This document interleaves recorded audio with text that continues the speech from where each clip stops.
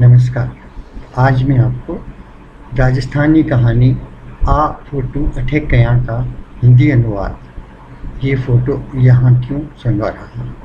मूल राजस्थानी कहानी डॉक्टर सत्यनारायण सोनी की है, जिसका अनुवाद श्री प्रेमचंद गांधी ने किया है।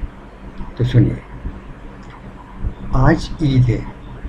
ईद से 2 दिन पहले अजमेर शरीफ में बम फटा, 2 मरे, 22 घायल हुए।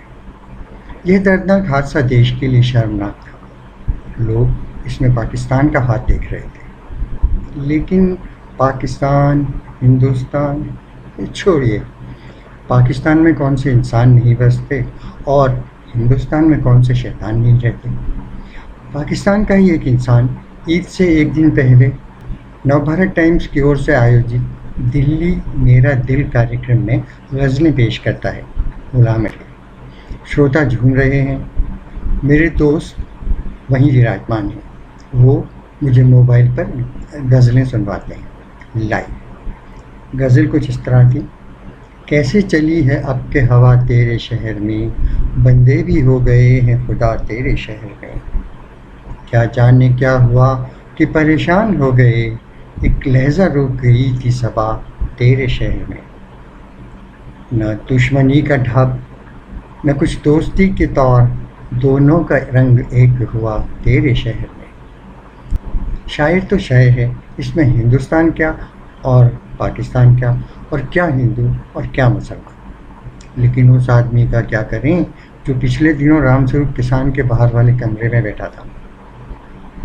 कमरे में लगी तस्वीरों की तरफ उंगली करते हुए उसने पूछा, ये किसकी फ़ोटो है? किसान जी ने बताया, किशोर कुमार की। उसने फिर दूसरी फ़ोटो की ओर इशारा किया, और ये मोहम्मद रफ़ी की। किसान जी रफ़ी के ज़बरदस्त फैन हैं, उनका बेटा भी। रफ़ी का नाम लेते ही किसान जी के चेहरे पर चमक आ गई और आंखों में नूर। जैसे रफ़ी का नाम लेने से ही उन्हें गर्व महसूस हुआ, लेकिन उस शख्स की आंखों में जैसे जहर बुझे तीर थे, और वैसे ही उसके बोल। इस दुर्ग की फ़ोटो आपके घर? सुनते ही किसान जी के चेहरे की रंगत बदल गई। भाई साहब, पानी पीजिए और यहाँ से तुरंत चलते बनिए, मैं आपसे बात नहीं कर सकता। और वो आदमी चला गया। आज ईद है। मेरी नींद भी नहीं खुली थी कि विजय का फ़ोन आ गया। गुरुजी, ईद मुबारक। तुझे भी। और सुना, गुरुजी, ईद मुबारक का एक धांसू SMS तैयार करके भेजो ना। क्यों भाई, तेरे को क्या ज़रूरत है? क्यों, ईद अपनी नहीं है क्या? वो हंसते हुए बोला, और मैंने भी हंसते हुए कहा, अभी भेजता हूँ। इतने में ही महबूब अली का मैसेज आया, आज खुदा की हम पर हो मेहरबानी, कर दे माफ़ हम लोगों की सारी नाफरमानी। ईद का दिन आज, आओ मिल करें ये वादा, खुदा की राहों में हम चलेंगे सदा। सारे अजीज़ों और करीबों को ईद मुबारक। इसी के साथ मलसी सर से आमीन खान का मैसेज आ गया, ईद दिवाली दोनों आवे ई महीने रे माँ, हिंदू मुस्लिम सगड़ा मिले घाल गले में बाँ। मैंने दोनों मैसेज विजय को भेज दिए। घर में रौनक है। आज बेटी नीतू अपनी सहेली मैमुना के घर दावत पर जा रही है। वो तैयारी कर रही है। इसी बीच मुझे एक बात याद आ गई जो नीतू को लेकर उसकी मैडम ने कही थी, नीतू की संगत सुधारिए। मैंने मैडम से तो ज़्यादा सवाल नहीं किए, लेकिन मेरी चिंता बहुत बढ़ गई। शाम को मैंने बड़े प्रेम से नीतू को मैडम की बात बताई। सुनते ही वो तो रोने लगी। पापा, मैडम मैमुना के कारण यह सब कहती हैं। मुझे आश्चर्य हुआ, क्यों? नीतू बोली, पापा, मैडम को मुसलमानों के बच्चे अच्छे नहीं लगते। प्रमोद को भी मुश्ताक ने न्योता दिया था, वह भी दावत खाने जाएगा। उसने भी मुश्ताक के लिए तोहफा पैक करवा लिया है। वो तैयार हुआ, इतने में ही मुश्ताक आ गया अपनी गाड़ी लेकर। साथ में उसके 2 और दोस्त भी थे। नीतू मैमुना के और प्रमोद मुश्ताक के घर चल दिए। दिवाली के दिन नज़दीक आ गए हैं। हारून आज भी नहीं आया। रंग पता नहीं कब होगा। पत्नी कहने लगी, 15 साल हो गए, इस घर का तो मुहूर्त ही पता नहीं कब निकलेगा।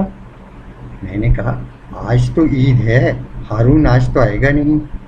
ईद के अगले दिन काम लगाने की कह रहा था।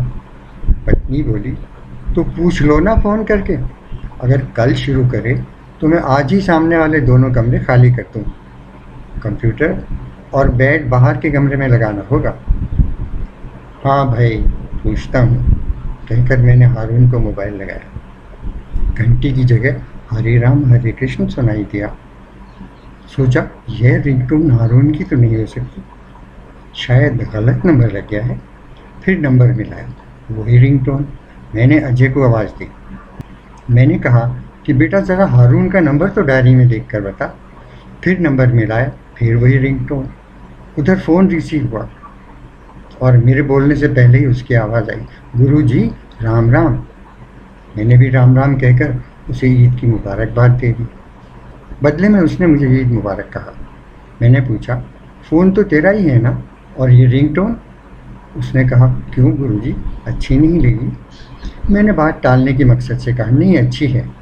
हारून, तू कल से काम लगा रहा है ना, तो सामान बाहर निकालना शुरू कर दूं क्या? उसने कहा, हाँ गुरुजी, बाहर निकाल लो, कल सुबह 8 बजे आ जाऊंगा। मैंने कहा, ठीक है, और फ़ोन काट दिया। मैं सामान बाहर निकालने लगा। मैं एक कमरे की अलमारी खाली कर रहा था। इसी कमरे में सामने की तरफ पूजा का स्थान है, मतलब यहीं पर शिव जी और गणेश जी की मूर्तियाँ हैं, माँ दुर्गा, लक्ष्मी और हनुमान जी की तस्वीरें लगी हुई हैं। मैं कभी पूजा पाठ नहीं करता और मेरी पत्नी को इस बात से बहुत शिकायत रहती है। वो है पक्की धार्मिक। स्कूल का दरवाज़ा नहीं देखा, लेकिन बच्चों की देखरेख करते हुए घर में ही पड़ गई, और कुछ नहीं तो अक्षर तो बाँच ही लेते। कल ही 12 महीनों के व्रत त्योहारों की किताब खरीदी है, वो भी यहीं जमा रखी है। अलमारी खाली करते हुए मेरी नज़र पूजा स्थल पर पड़ी। हनुमान जी और दुर्गा जी की तस्वीर के बीच मुझे एक नई तस्वीर नज़र आई। हाथ में उठाकर देखी, एक पुराने पोस्ट कार्ड पर अखबार की एक रंगीन कतरन चिपकी हुई थी, जिसके शीर्ष पर चांद और सितारे का चित्र और हिंदी और उर्दू में ऊपर नीचे मोटे मोटे अक्षरों में ईद मुबारक लिखा हुआ था। मेरे हर्ष का पारावार नहीं था। मैंने वो तस्वीर उठाई और आंगन में आकर पूछा, ये तस्वीर किसने लगाई पूजा घर में? मैंने लगाई, पत्नी के बोलते। वो मुस्कुराती और मेरा मुंह देखती हुई फिर बोली, लेकिन आपको क्या तकलीफ़ है? मुझे क्या तकलीफ़ हो सकती है, और इस बात से किसी को भी क्या तकलीफ़ हो सकती है भला?